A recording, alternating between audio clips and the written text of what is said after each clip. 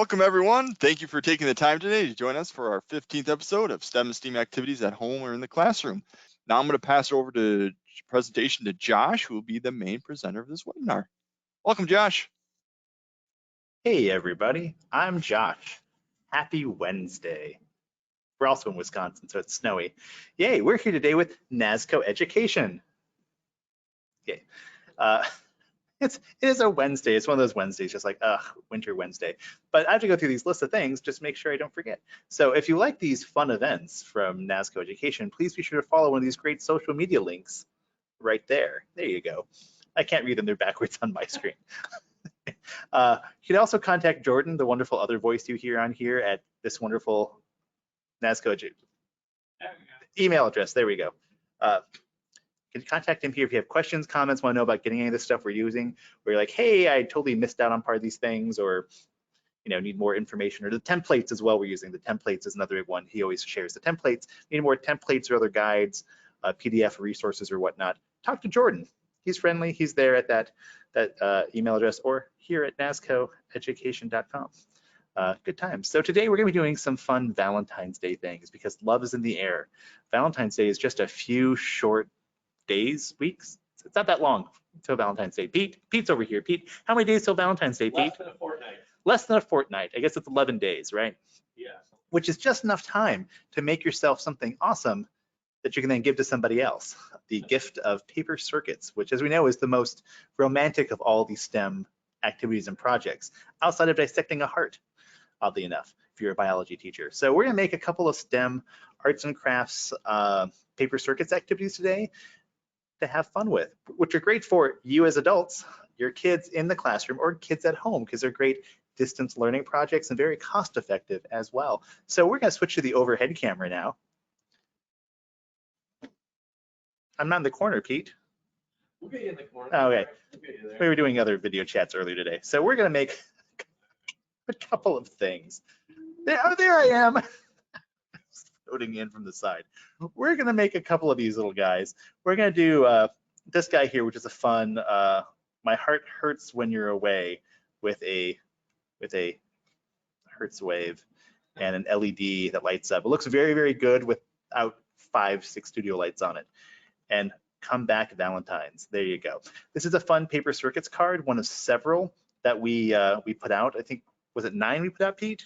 Yeah. Something like that. We had like 9 cards this year for Valentine's Day. We did some last time. We have a bunch of other ones like Human Heart and Your Aces in my book.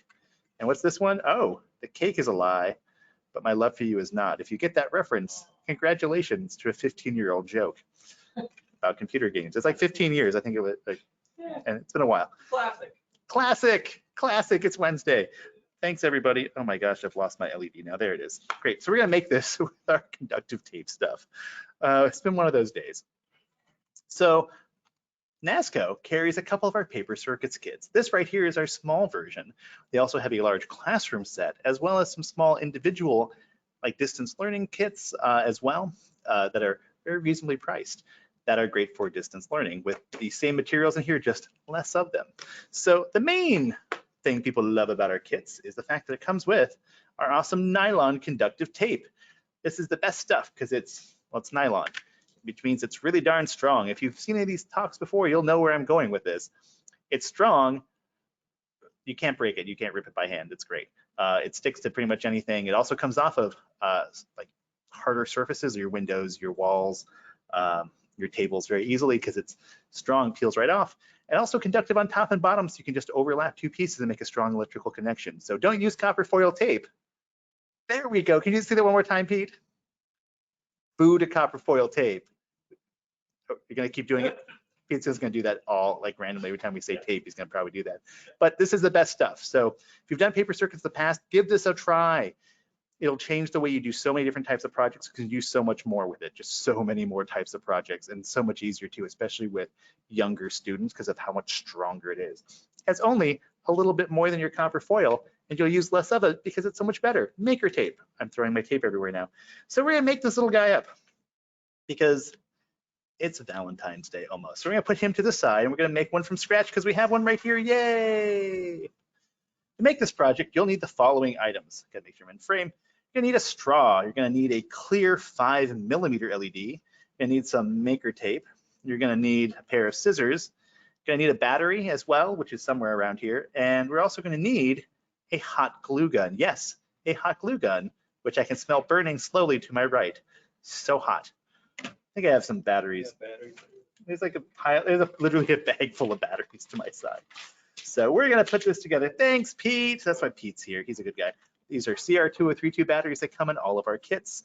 The classroom set comes with 40 of these, as well as 130 feet of tape, or 40 meters. You want to go full metric, give or take. All right, we're gonna get this little guy out because I didn't do that ahead of time. And it's fun to watch me fiddle with things on camera. Oh my gosh, batteries everywhere. So first and foremost, we are going to poke a couple of holes in here because we're using some heavy cardstock. I recommend 30-pound cardstock because it's inexpensive, easy to go through a regular printer, and still much stronger than your standard printer paper. We're using much heavier paper because it looks better on camera. And much easier to not fiddle around with, but that's why we're using a safety pin here to poke through here because we're using much heavier paper. So we're doing that. Again, 30-pound cardstock, your go-to thing for lots of stuff, or just any hard, heavy paper. And we always have these in both a color version and a black and white version so that you can draw on it. All the stuff we do for that reason. So we're gonna look over here. Now, LEDs have a positive and a negative leg. We gotta make sure we have things going in the right spot. If only we had a graphic to dictate how much we loved. No, LEDs, Pete, LEDs. Oh, the LEDs. There we go, positive and negative. So we want to make sure the long leg is positive, the short leg is negative. So we're gonna make sure we line those up in the right spot so our circuit works fine. It is labeled on the inside of here very clearly. And push come to shove, if you have somebody who puts one in backwards, no biggie, you can always flip around the battery and make life better for yourself. So we're gonna do that, put this guy here, fold the legs down. Now for this project, we gotta do something a little unique and different. We are bending the LED to the right a little bit, so it has like a 90-degree bend on it. So it takes a little finagling from the start, because we wanna have it pointed in that straw. There we go. I usually don't like using clear LEDs and paper circuits things because they're like flashlight beams. It's great for blinding people who are like, oh, this card's great and I'm blinded. We use big jumbo, like big glowy ones like this guy here. Ta-da, big and glowy and bulbous and blah. But for this kind of thing with a straw, which makes a cool like light up tube effect, kind of like a lightsaber-esque or laser beam effect. We have a nice little one with cats with laser beams coming out of their eyes because why not? It works really, really, really easily for this. So we're actually going to do this portion here first with the hot glue and the straw, trim and frame. And fun factoid, a 5mm LED, which is kind of like the standard sized LED. The big gumdrop size are 10mm in diameter. The next size down is 5, which is pretty common. And the smaller ones are 3. Never use those. They're tiny and annoying. But the 5s fit perfectly onto your standard Amazon basic straw, which works really, really well. So what we're gonna do is this. We're gonna take this extremely hot burning hot glue gun, the source of many a burn in every classroom. We're just gonna lay a nice little, wow, that's like nice and brown too, isn't it there? It's been burning for like 10 minutes now. This is, we don't use that much. Oh gosh, oh. Okay, I'm gonna turn this. Oh, it's on 60 watts. All right, great, before it. Ta-da, straws on. I did a horrible job on that. Horrible. Probably should have cut it down ahead of time too. Pardon me, I'm gonna unplug this thing because the source of the biggest and most dangerous, like the biggest injury we've ever had here at Brown Dog Gadgets has been hot glue.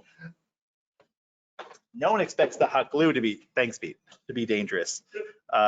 There you go. Now the cool thing about hot glue and doing this with a straw is that the the light from the LED will go unimpeded through the straw because one, it's clear, and two, it's empty.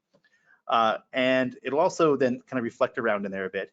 It'll also reflect off the glue on the back, giving a nice kind of glow. Sort of like a lightsaber effect or a laser beam. It works really, really, really well because it gets a little bit of black splash off of there, which is pretty cool. I'm now going to cut this down to size so it's not gigantic. No, that went off the table. Great, and so we have this here. Yay, now to the fun sticky tape phase, away from the sticky glue phase, the sticky tape phase. I've got my battery, I've got my circuit, I've got my tape, got my little scissors here. Yay, we're gonna do this. So I've got to find the end of here. I think we're using the inside. Oh, we're going from the inside on this one? Oh, this is one of our defective rolls. Every now and then they come undone in shipping, and so we just use those for demo and don't send them out to people. So we're going to start with the negative, going from here down and around and up to the LED leg. Now I'm going to do a nice 90-degree turn because I was a teacher, so I learned how to fold paper really well. Other people who don't want to fold paper, am I auto-focusing out here? There we go. Oh, there we go. Yeah, if you don't want to do that, our tape is conductive on top and bottom, so just overlapping two pieces and you will have a strong electrical connection. Oh yes, that's right, folks, a strong electrical connection. Now, hopefully with this Valentine's Day card, you'll also have a strong connection with somebody as well. I'm gonna turn it this way because it's easier.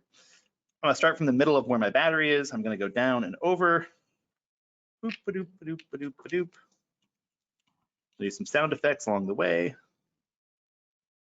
And I'm going to go over my LED leg here just a little bit.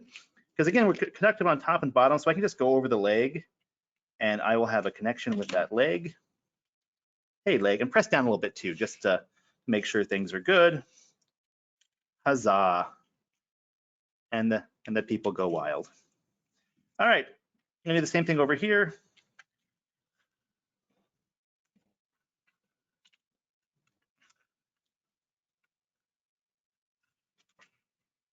And we actually put a natural gap in our circuit right here because we're going to make our own switch. This way our battery doesn't die on us. You have to press things together. So there's a gap, literally labeled gap. We have a corresponding spot over here on this side of the paper. I was good with the software and backwards on my preview screen here, so everything is backwards what I'm doing. It just throws me off. We could have. It's all good, Pete. It's all good. Yay, we're good. So there we go. So we got our little guy here that will help bridge the gap. We got our gap, but wait. There's a little bit of tape here. What's going on, Pete? What's with this? Well, first and foremost, we've got to, now we got to do that. Yeah, yes, we're doing that. We have to attach the battery to here. And to do that, we're going to use the tape loop approach. It's our not at all patented, very commonly used approach, which I think we came up with for this way. I'm going to say we did because I think we came up with this on our own. I don't see anybody else doing it. Well, they weren't. Now everybody does it. It's another innovation from Brown Dog. Yeah, we are trendsetters in the conductive tape world. So we put a little tape loop right here. And we put our battery on top. Now it's stuck. Yay. And we have a negative connection here. Yay, negative. Then we're going to put one more piece of tape from here over the top of our guy. I'm going to make this nice and square because why not?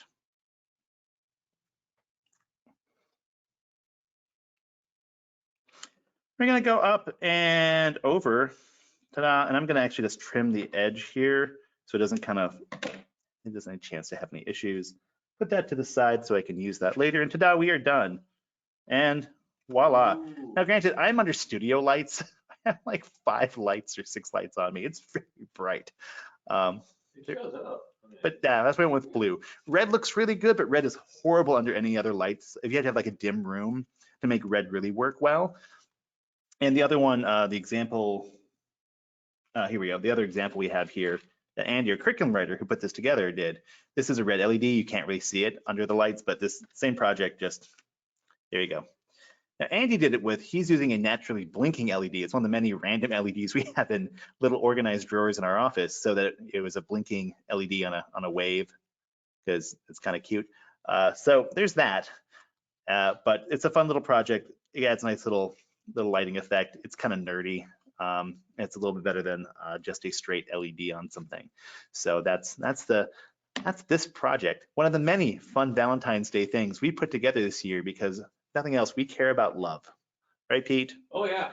Yes, indeed. And you too can make all your friends, family, spouses, significant others happy with a fun Hertz card. My heart hurts when you're away. Mhm. Oh. I mean, that's probably in a science t-shirt somewhere. So anyway, we're gonna put these aside. This template Jordan will have very shortly as a PDF at the end of this presentation. But there you go. So we're gonna show off two more things. One which is easy and one which is slightly more difficult. Now you wanna say, hey Josh, you know what? I enjoy cubes. I'm a cube kind of person. Well, you know what? Now you two can have a fun 8-bit cube that vibrates around. I believe this is the classic Zelda, Legend of Zelda hearts thing, although Legend of Zelda hearts are only full or half. There's no quarter, Pete. See, Oh. you gotta see. I have to take this with Andy on this one, but it's cool. You get the effect. So this is a fun little papercraft cube. You can stick a little. This is our little on and off switch. I'm gonna put it this way. It'll vibrate around. It's a fun little heart. It's a kind of cute, fun little vibrating paper craft. We have a bunch of different versions of this kind of project where there's something fun on the outside. I think our most visually interesting one is like a Pac-Man with some ghosts, so they can all chase each other, vibrate on the table. But this is a fun little project that I'm going to show off, but not actually make because it's pretty easy and simple. So this is the template we have, and we just use this wonderful little pull tab with some tape on it and a vibrating motor and a battery. And we have this nice little template that all folds up greatly. And nice thing with these things as well, that if you don't like the designs we have on there, do your own design, especially with middle school and high school kids. Let them do their own thing because they think they're smart. Now, we have a bunch of different versions of this we can do. Or just have them do their own design work. That's the nice part about it. Design aspect is just icing on the cake. The rubric, the learning, the lesson plan, the objectives you have are really based around the building the project, the putting in a self-sticking vibrating motor, your battery pack, and how does it work and how does it come together. But the design aspect can be really anything you want, which is why I always love paper crafts. You can do 5 different versions of this and it's all the same activity when it comes down to it. So this is another one we highly recommend if you want something a little more difficult, a little more middle school, or as they say, a little more adult for the kids. Video game hearts are definitely much more adult for the kids, and it vibrates around. And the only downside, these guys are they're a little bit more expensive because we're using a motor in there to do that. So that's usually like the extra cost. That's why I like the paper crafts. They're so darned inexpensive to do. You can do a whole classroom full of kids for like $1 or so per child. It makes it really, really, really easy to do those big group activities, something a little different. So I'm going to show you one more card here really quickly because why not? I got to make one for my own spouse. She's like, you guys are making great cards. I better be getting something nice for Valentine's Day. I'm like, I suppose. This is throwing me off with the, there we go. There we go.